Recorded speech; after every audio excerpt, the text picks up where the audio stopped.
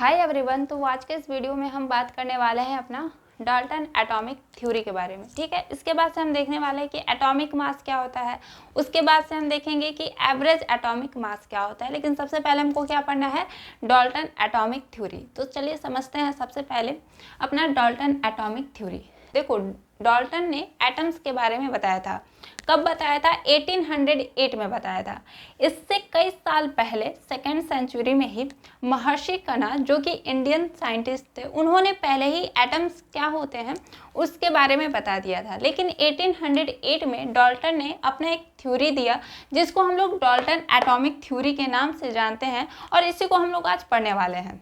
तो इन्होंने क्या बताया था? तो इन्होंने सबसे पहले ये बताया कि कोई भी मैटर हो, मैटर क्या होता है, तो वो कोई भी चीज़ जिसके पास मास हो यानी वजन हो और वो जगह ऑक्युपाई करे, स्पेस ऑक्युपाई करे, जगह घेरे, तो उसको हम लोग मैटर बोलते हैं।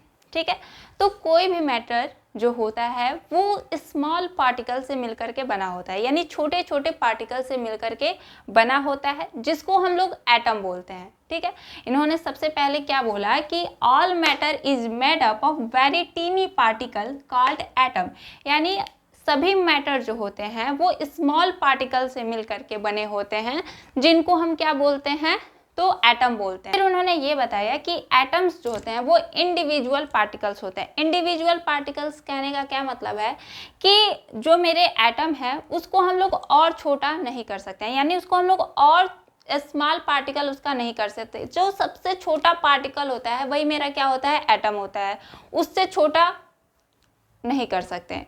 ठीक है, तो एटम्स जो होते हैं वो इंडिविजुअल पार्टिकल्स होते हैं, और ये जो होते हैं किसी भी केमिकल रिएक्शन में ना तो इसको हम लोग डिस्ट्रॉय कर सकते हैं ना क्रिएट कर सकते हैं। ठीक है, अगर हम एटम्स की बात करें तो ये क्या होते हैं, इंडिविजुअल पार्टिकल्स होते हैं, और किसी भी केमिकल रिएक्शन में ना तो हम इसको क्रिएट कर सकते हैं, यानी कि ना तो हम इनको उत्पन्न कर सकते हैं, और ना ही डिस्ट्रॉय कर सकते हैं, और ना ही हम इनको नष्ट कर सकते हैं। ठीक है, तो सेकंड पॉइंट मेरा ये हो गया कि एटम्स जो होते हैं, atoms are individual particle which can not be created और destroyed in a chemical reaction, यानी कि एटम्स जो होंगे वो इंडिविजुअल पार्टिकल होंगे। इंडिविजुअल का मतलब क्या है कि उसको हम लोग और छोटे पार्टिकल में डिवाइड नहीं कर सकते, which can not be created और destroyed in a chemical reaction. और ये जो है केमिकल रिएक्शन में ना तो हम इनको पैदा करवा सकते हैं और ना ही नष्ट करवा सकते हैं।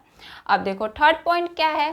थर्ड पॉइंट इन्होंने ये बताया कि अगर मेरे पास कोई एलिमेंट है, जैसे अगर किसी भी एलिमेंट की बात करें तो वो कई सारे एक ही टाइप के एटम से मिलकर के बने होते हैं, तो किसी सेम एलिमेंट में जितने भी एटम हैं उन सब की प्रॉपर्टीज क्या होंगी, सेम होंगी। ठीक है, यही मेरा थर्ड पॉइंट है। क्या बोल रहा है कि atom of the same element are identical in their properties, यानी कि जैसे मान लो मेरे पास कार्बन एलिमेंट है तो उसमें कई सारे कार्बन के एटम होंगे, तो जितने भी एटम हैं उनकी जो प्रॉपर्टीज होंगी वो सेम होगी। यही मेरा थर्ड पॉइंट है। फिर मेरा फोर्थ पॉइंट क्या बोल रहा है कि अगर मेरे पास डिफरेंट डिफरेंट एलिमेंट हैं तो उनके जो एटम्स होंगे उनके पास भी डिफरेंट डिफरेंट प्रॉपर्टीज होगी। जैसे कि मान लो कि मेरे पास एक ऑक्सीजन का एलिमेंट है और एक मेरा कार्बन एलिमेंट है, तो कार्बन एलिमेंट है उसमें कार्बन के कई सारे एटम होंगे, और जो ऑक्सीजन एलिमेंट है उसमें कई सारे ऑक्सीजन के एटम होंगे, तो दोनों के जो एटम की प्रॉपर्टीज होंगी वो डिफरेंट डिफरेंट होगी। यही मेरा क्या है, fourth point. Atoms of different element have different properties. ठीक, फिर मेरा फिफ्थ पॉइंट क्या है, atoms combine in a small whole number ratio to form compound, यानी कि जो एटम्स हैं वो कंपाउंड बनाने के लिए सिंपल होल नंबर में रेशियो में कंबाइन होते हैं। फिफ्थ पॉइंट क्या मतलब है इसका, कि जो मेरे एटम्स हैं वो कंपाउंड बनाने के लिए वो सिंपल होल नंबर रेशियो में कंबाइन होते हैं। ठीक है, यही है मेरा फिफ्थ पॉइंट बोला है। जैसे कि मेरा H2O है, H2O हो गया, या फिर हम सल्फर डाइऑक्साइड ले ले या CO2 ले ले, कार्बन डाइऑक्साइड ले ले, तो यहाँ पे जो एटम्स कंबाइन हुए हैं उनका जो रेशियो है वो क्या है, तो 2:1। सल्फर डाइऑक्साइड में क्या है, तो 1:2, और कार्बन डाइऑक्साइड में भी क्या है, तो 1:2। यानी कि एटम जो है कंपाउंड बनाने के लिए सिंपल होल नंबर रेशियो में कंबाइन होते हैं। ठीक है, यही मेरा ये 5वां पॉइंट है। यानी हमने इसमें 5 पॉइंट पढ़ा। सबसे पहले all matter is made up of very tiny particle called atom. ठीक है, यानी जितने भी मैटर्स होते हैं वो बहुत ही छोटे छोटे पार्टिकल से मिल करके बने होते हैं, जिनको हम एटम बोलते हैं। पहला पॉइंट क्लियर, ठीक है। सेकंड पॉइंट क्या है कि एटम जो होते हैं are individual particle which can not be created और destroyed in a chemical reaction. यानी कि जो एटम्स होते हैं वो इंडिविजुअल पार्टिकल होते हैं। इंडिविजुअल का मतलब क्या है कि उसको हम लोग और स्मॉल पार्टिकल में डिवाइड नहीं कर सकते, और ये जो होते हैं वो केमिकल रिएक्शन में ना तो इनको हम पैदा करवा सकते हैं और ना ही नष्ट करवा सकते हैं। ठीक है, इससे हमको क्या पता चल रहा है कि कोई भी केमिकल रिएक्शन होता है, जैसे कि मेरा मान लो कि H2Cl2 आपस में मिलकर के क्या बनाएगा, HCl बनाएगा। ठीक, तो जब भी कोई केमिकल रिएक्शन होता है तो उसमें एटम्स का रीअरेंजमेंट होता है।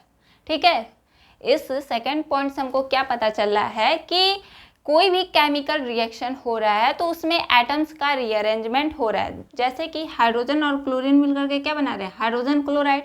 तो यहाँ पे एक हाइड्रोजन और इसका एक क्लोरीन आपस में कंबाइन होकर के HCl बना रहे हैं। ठीक, यानी कि एटम्स का रीअरेंजमेंट ही होता है। कोई भी आप लोग रिएक्शन देखोगे, कोई भी केमिकल रिएक्शन देखो तो वहाँ पे एटम्स का क्या होगा, रीअरेंजमेंट होगा। ठीक है, वो एटम्स जो होंगे वो आपस में रीअरेंज होकर क्या बनाएंगे, प्रोडक्ट बनाएंगे।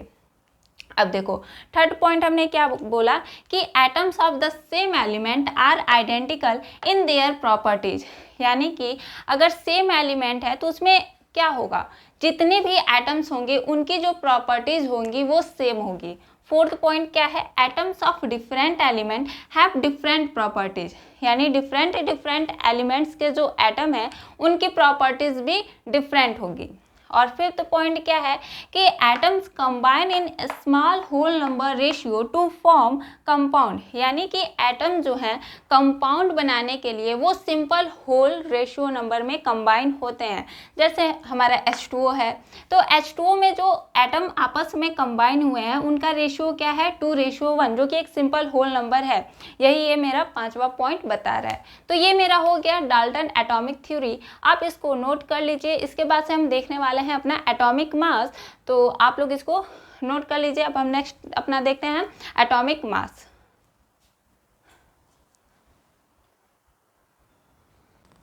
तो अब हम देखने वाले हैं अपना एटॉमिक मास कि एटॉमिक मास क्या होता है। देखो एटॉमिक मास समझने के लिए हम कहानी को शुरू करते हैं कार्बन के एक एटम से। ठीक है, अगर हम कार्बन के एक एटम की बात करें तो उसमें 6 प्रोटॉन होंगे, 6 न्यूट्रॉन होंगे और 6 इलेक्ट्रॉन होंगे। ठीक है, अगर कार्बन के एक एटम की बात की जाए तो उसमें 6 प्रोटॉन, 6 न्यूट्रॉन, 6 इलेक्ट्रॉन होंगे। ठीक है, और जो मेरे प्रोटॉन और जो न्यूट्रॉन होंगे वो कहाँ होंगे, तो जो भी एटम होगा न्यूक्लियस में होंगे। अगर हम प्रोटॉन और न्यूट्रॉन की बात करें तो वो कहाँ होंगे, तो न्यूक्लियस में होंगे। 6 प्रोटॉन और 6 न्यूट्रॉन किस में होंगे, न्यूक्लियस में होंगे। और जो मेरे इलेक्ट्रॉन हैं वो ऑर्बिट्स में होंगे। ठीक है, तो यहाँ पे 2 इलेक्ट्रॉन और यहाँ पे 4 इलेक्ट्रॉन, टोटल मेरे 6 इलेक्ट्रॉन हो गए। तो हमने क्या बोला कि कार्बन के एक एटम की बात की जाए तो उसमें 6 प्रोटॉन, 6 न्यूट्रॉन और 6 इलेक्ट्रॉन होंगे। अब अगर हमसे कोई पूछे कि कार्बन के एक एटम का मास कितना होगा तो हम क्या बताएंगे, अगर mass of 1 atom of carbon, तो हम क्या बताएंगे, तो हम सिंपली बोल देंगे भाई जितने इलेक्ट्रॉन हैं उसका मास, जितने प्रोटॉन हैं उसका मास और जितने न्यूट्रॉन हैं उसके मास को ऐड कर दें तो हमको कार्बन के एक एटम का मास मिल जाएगा। यानी अगर हम 6 प्रोटॉन के मास को, 6 न्यूट्रॉन के मास को और 6 इलेक्ट्रॉन के मास को ऐड कर देते हैं तो हमको क्या मिल जाएगा, कार्बन के एक एटम का मास मिल जाएगा। ठीक है, यानी हमने क्या कहा कि कार्बन के एक एटम का मास निकालने के लिए 6 मास ऑफ प्रोटॉन और 6 न्यूट्रॉन का मास और 6 इलेक्ट्रॉन का मास अगर हम ऐड कर देंगे तो हमको कार्बन के एक एटम का मास निकल जाएगा। अब देखो हमको प्रोटॉन का मास और न्यूट्रॉन का मास, इलेक्ट्रॉन का मास पता होना चाहिए, तभी तो हम ऐड करेंगे। तो प्रोटॉन का मास कितना होता है? अगर हम प्रोटॉन के मास की बात करें तो वो होता है मेरा 1.67 इंटू 10⁻⁻24 ग्राम। ठीक, अगर हम न्यूट्रॉन के मास की बात करें तो इसी के अप्रॉक्स में होता है, यानी कि 1.67 इंटू 10⁻⁻24 ग्राम। इसी के इक्वल होता है मास ऑफ प्रोटॉन, और मास ऑफ न्यूट्रॉन जो होते हैं वो इक्वल होते हैं। और अगर हम इलेक्ट्रॉन के मास की बात करें, यानी मास ऑफ इलेक्ट्रॉन, तब कितना होता है? तो 9.1 इंटू 10⁻⁻27 ग्राम। अब आप यहाँ पे देख सकते हो कि जो मेरा इलेक्ट्रॉन का मास है वो प्रोटॉन के मास से काफ़ी छोटा है।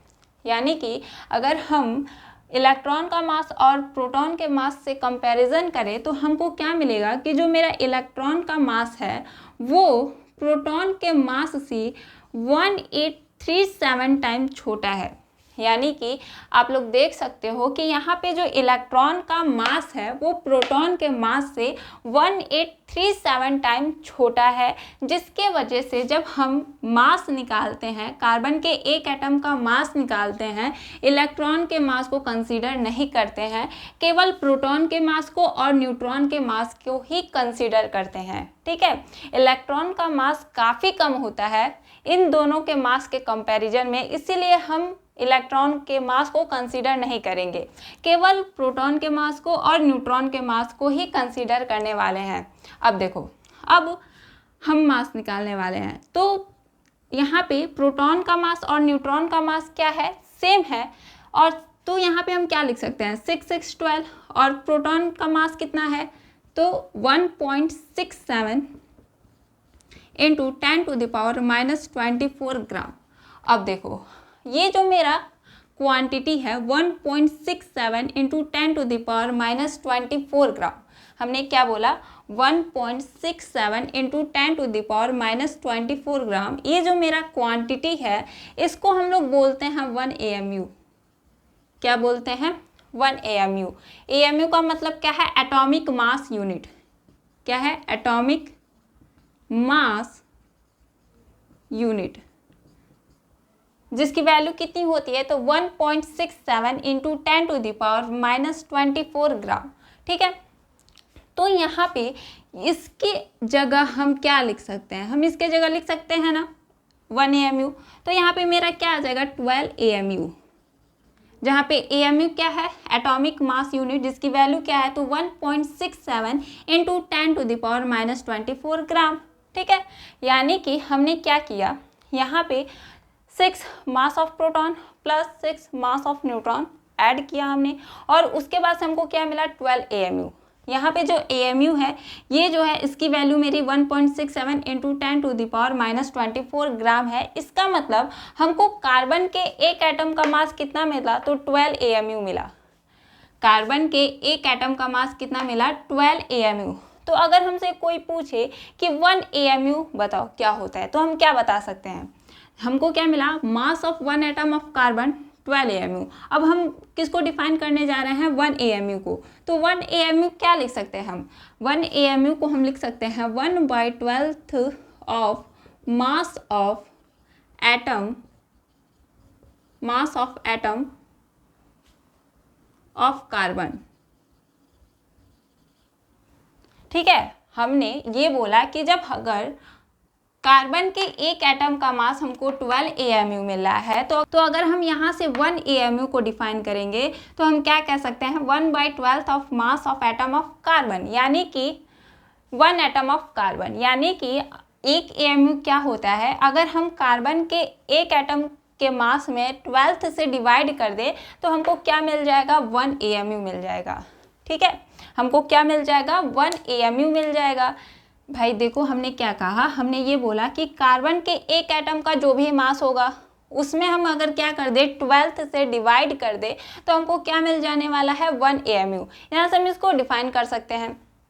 ठीक है, यानी कि अभी हमने क्या देखा? हमने ये देखा कि जो कार्बन के एक एटम का मास होगा वो हमने क्या निकाला? 12 AMU। अब हमसे यहाँ से कोई पूछे कि 1 AMU को डिफाइन करो तो हम क्या बोल सकते हैं? तो 1/12 of mass of 1 atom of carbon. ठीक है, यानी कि यहाँ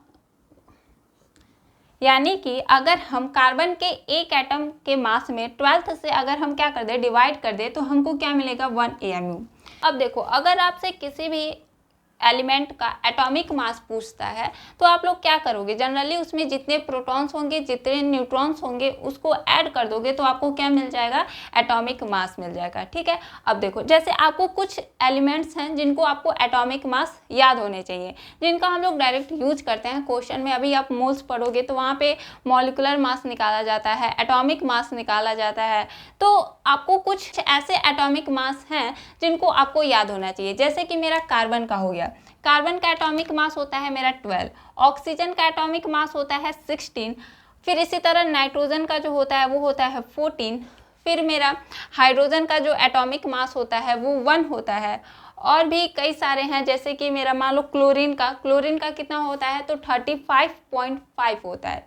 फिर उसी तरह से मेरा किसका हो जाएगा, सल्फर का होता है 32। तो कुछ ऐसे एलिमेंट्स हैं जिनके आपको एटॉमिक मास पता होना चाहिए। ठीक है, आप लोग क्या करोगे, जनरली उसमें जितने प्रोटॉन्स हैं और जितने न्यूट्रॉन्स हैं उसको क्या करोगे, ऐड कर दोगे और आपको क्या मिल जाएगा, एटॉमिक मास। तो यहाँ पे जो AMU है वो क्या, जनरली हम क्या बोल सकते हैं, यूनिट है एटॉमिक मास का।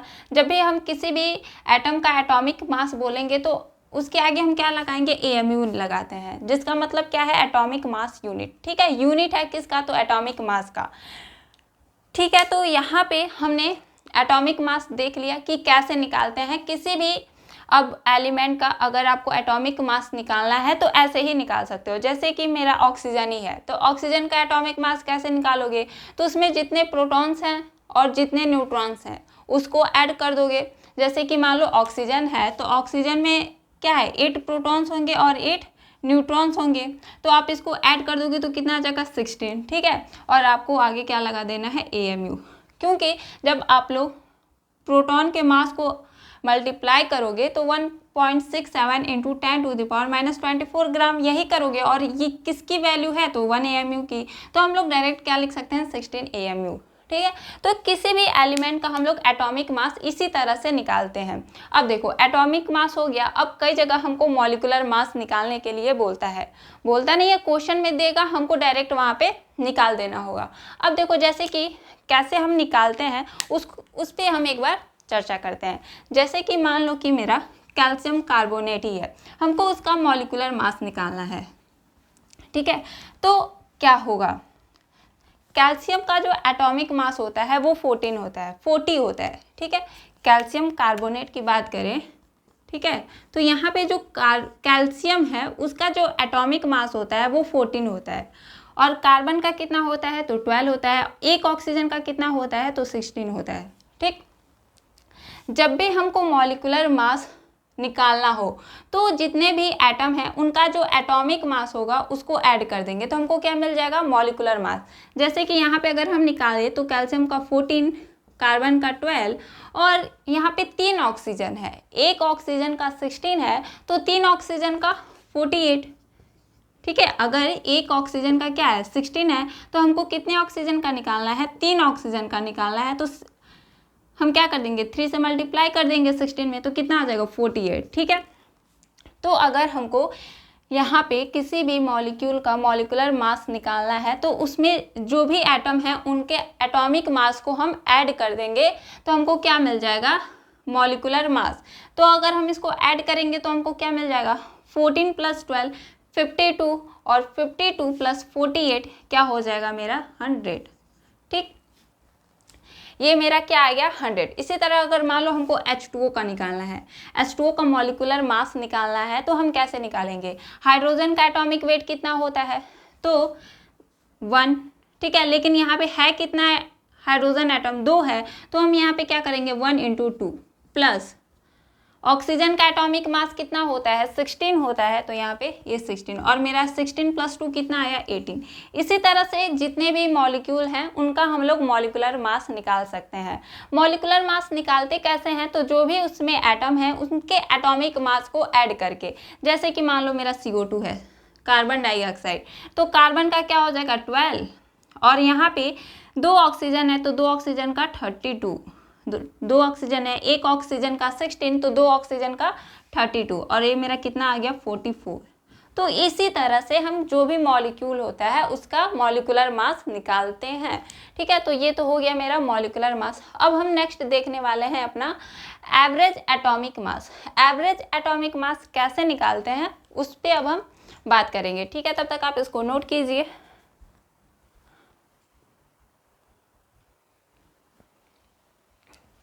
तो अब हम देखने वाले हैं एवरेज एटॉमिक मास क्या होता है, कैसे निकालते हैं। ठीक है, अब देखो अगर हम बात करें पेरियोडिक टेबल की, तो उसमें पूछ सकता है ये क्वेश्चन कि जो मेरे पेरियोडिक टेबल में जो एलिमेंट्स हैं वहाँ पे जो मास दिया गया है वो कैसा मास है। ठीक है, अब देखो एवरेज एटॉमिक मास की अगर हम बात करें तो सबसे पहले ये सीखो कि इसको निकालते कैसे हैं। इसके लिए डायरेक्ट फार्मूला है जिसको हम लोग क्वेश्चन पे डायरेक्ट अप्लाई करते हैं। फार्मूला क्या है मेरा, एवरेज एटॉमिक मास, AAM। ठीक है, क्या मतलब है एवरेज एटॉमिक मास। कैसे निकालते हैं, क्वेश्चन में आपको ये दिया होगा परसेंटेज एबुडेंस। ठीक है, percentage abundance for first isotope, यहाँ पे हम लोग नीचे हम इसको 1 लिख देते हैं। ठीक है, into molecular mass plus percentage abundance और second isotopes into molecular mass of second isotopes, फिर plus percentage abundance for third isotope into molecular mass of third isotope. जितने भी दिए होंगे सबका इसी तरह से करेंगे। परसेंटेज एबुडेंस क्वेश्चन में दिया होगा और उसका मॉलिक्यूलर मास भी मेंशन होगा, वहाँ पे क्वेश्चन में दिया होगा। सबका ऐसे करके हम 100 से क्या करेंगे, डिवाइड कर देंगे। ठीक है, अब देखो ये तो फार्मूला हो गया। अभी हम समझते हैं कि तो सबसे पहले आपको ये पता होना चाहिए कि किसी भी एलिमेंट का जो मास है वो 1 से अधिक हो सकता है। जैसे कि मेरा ऑक्सीजन ही ले लो, ऑक्सीजन के 3 आइसोटोप्स होते हैं। कार्बन भी ले लो, कार्बन के भी 3 आइसोटोप्स, कार्बन 12, कार्बन 13 और कार्बन 14।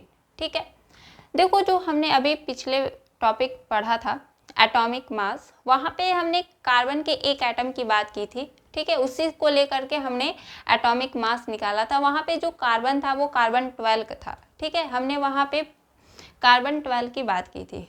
ठीक है, अब देखो यहाँ पे आओ, यहाँ पे हमने क्या बोला, एवरेज एटॉमिक मास। सबसे पहले तो ये जानो ये केवल आइसोटोप्स के लिए है, ओनली फॉर आइसोटोप्स। जैसे हमने आपको बोला कि कोई भी एलिमेंट है उसका जो मास है वो 1 से अधिक भी एग्जिस्ट करता है। जैसे कि मेरा ऑक्सीजन ही हो गया, ऑक्सीजन जो होता है वो उसके 3 आइसोटोप्स होते हैं। कौन कौन से, ऑक्सीजन 16, ठीक, और ऑक्सीजन 17 और ऑक्सीजन 18, 3 आइसोटोप्स हैं। ठीक, एक ऑक्सीजन 16, एक ऑक्सीजन 17 और एक ऑक्सीजन 18।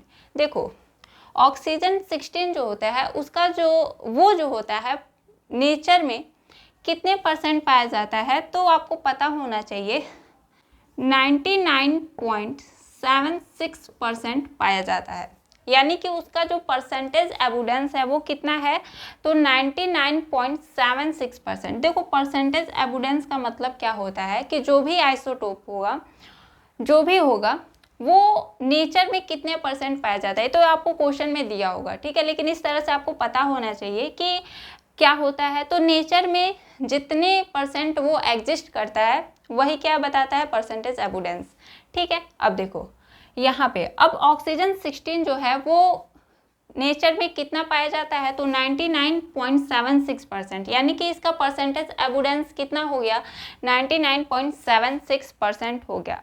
अब हम बात करते हैं ऑक्सीजन 17 की। तो ऑक्सीजन 70 जो है वो कितना पाया जाता है, तो 0.038% पाया जाता है। ठीक है, यानी कि इसका परसेंटेज एबुडेंस कितना मिल गया हमको, 0.038। कितना मिला, तो 0.038% मिला। अब अगर हम ऑक्सीजन 18 की बात करें तो ये कितना पाया जाता है, तो 0.200%। ठीक है, 0.200% ऑक्सीजन 80 पाया जाता है। तो अगर हम से कोई बोले कि इसका हमको एवरेज एटॉमिक मास निकालना है तो कैसे निकालेंगे। फॉर्मूला हमको दिया हुआ है, हमको बस क्या करना है, वैल्यू रखना है और हमको क्या मिल जाएगा, तो एवरेज एटॉमिक मास। चलो हम ऑक्सीजन के लिए क्या निकालते हैं, एवरेज एटॉमिक मास निकालते हैं। तो देखो सबसे पहले फर्स्ट आइसोटोप्स कितना इसका परसेंटेज अबुडेंस है, तो 99.76, ठीक है। और इसका मॉलिक्यूलर मास, इसका मास कितना है, तो देखो ये जो ऊपर है ये क्या रिप्रेजेंट कर रहा है, इसके मास को, तो ये मेरा क्या हो जाएगा 16, ठीक, प्लस फिर जो सेकेंड आइसोटोप है उसका परसेंटेज अबुडेंस कितना है, तो 0.038 इंटू मास कितना है, तो 17, तो हमने 17 से क्या कर दिया, मल्टीप्लाई कर दिया। फिर अब तीसरे आइसोटोप्स के लिए, तीसरा आइसोटोप्स परसेंटेज अबुडेंस कितना है, तो 0.200 इंटू इसका मास कितना है, तो 18। अब इसको हम क्या करेंगे, 100 से डिवाइड कर देंगे। अब आप इसको जब सॉल्व करोगे तो आपको क्या मिलेगा, 16.00, यानी कि हमको क्या मिला, ऑक्सीजन के लिए हमको एवरेज एटॉमिक मास जो मिला वो कितना मिला, 16 मिला। इस तरह हम किसी भी एलिमेंट का एवरेज एटॉमिक मास निकाल सकते हैं, ठीक है। अगर हमको क्या पता है, अगर हमको ये पता है कि वो नेचर में कितने % एग्जिस्ट कर रहा है, तो हम उसका एवरेज एटॉमिक मास निकाल सकते हैं। अब देखो एक क्वेश्चन करते हैं जो जेईई में पूछा हुआ है, ठीक है। चलो क्वेश्चन करने के लिए हमको ये इरेज करना पड़ेगा। तो इसी तरह से हम किसी का भी एवरेज एटॉमिक मास निकाल सकते हैं। अगर हमको आइसोटोप्स पता है कि कितने इसके आइसोटोप्स हैं और वो जो है कितना % नेचर में जितने आइसोटोप्स हैं उसका हमको परसेंटेज अबुडेंस पता हो, यानी कि वो नेचर में कितने % एग्जिस्ट करते हैं, तो हम उसका क्या निकाल सकते हैं, एवरेज एटॉमिक मास निकाल सकते हैं। अब देखो एक क्वेश्चन है जो कि पूछा हुआ है मेरा जेईई एडवांस में 2009 में ये पूछा गया। क्वेश्चन क्या है, तो देखो क्वेश्चन क्या है मेरा कि given that the abundance of isotope 54 Fe, 56 Fe and 57 Fe are 5%, 90% and 5% respectively, the atomic mass of Fe is, ठीक है। यानी हमको Fe का एवरेज एटॉमिक मास ही निकालना है। अब देखो क्या क्या दिया है, तो 54 Fe, इसका परसेंटेज एबुडेंस कितना दिया है, तो 5%, ठीक। फिर मेरा सेकेंड क्या है, तो 56 Fe और इसका परसेंटेज एबुडेंस कितना है, तो 90%।